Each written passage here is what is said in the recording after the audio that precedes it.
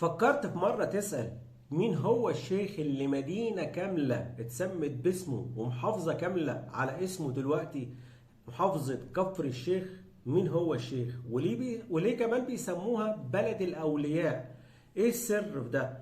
قبل ما ندخل في التفاصيل لازم تبقى عارف أصل الحكاية، علشان لما تعرفها تعرف تحكيها كمان للأجيال اللي طالعة ولابنك، علشان خاطر محدش يقدر يقول كلمة مش في حقها.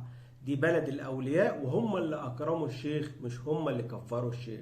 عايز تعاشر جدعان بجد، عايز تعاشر أولاد الأصول زي باقي كل أهالينا في المحروسة، صاحب الكفراوي او حد من كفر الشيخ وانت تعرف يعني ايه جدعان. تعال اقول لك بقى مين هو الشيخ.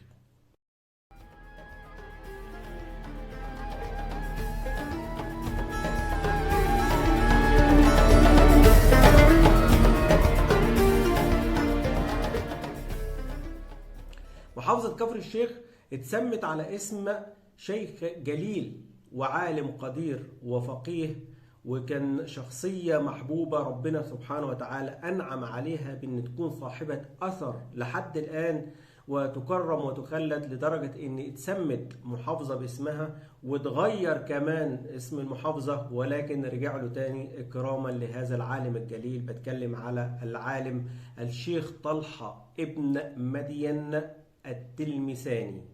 تاني اسمه الشيخ طلحة ابن مدين التلمساني، وهو عالم من أهل السنة، كان قادم من المغرب الحبيب وسكن وحب المكان ده جدا جدا وأقام فيه. كان جه سنة 600 هجرية وعاش فيه 31 سنة وتوفي سنة 631 هجريا في نفس المكان. ولأن كان محبوب وكان يعتبر ملاذ لأهالينا من سكان كفر الشيخ، يعني الساحة بتاعته كانت مليئة بالأهالي ما بين شاكي وباكي، واللي ليه طلب واللي ملاذ واللي بيتلقى العلم، هو ده الشيخ طلحة. فالناس أقاموا ليه مقام موجود لحد الآن لصاحب الفضيلة باسمه.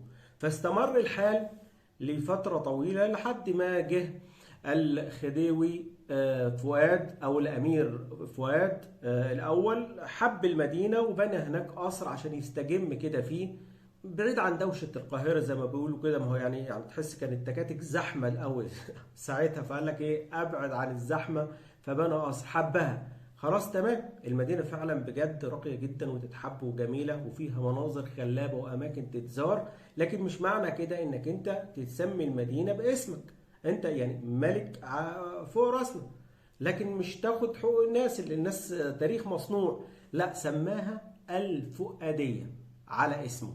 استمر الوضع ده لسنة 52 ثورة يوليو، ومجلس قيادة الثورة رجع الاسم تاني مدينة كفر الشيخ طلحة، لكن للتخفيف شالوا كلمة طلحة وبقت كفر الشيخ، وهي محافظة عريقة جدا جدا وثوابت موجودة فيها من أصول. طب تاريخ الزمان كان قبل ما تسمى كفر الشيخ كان اسمها إيه؟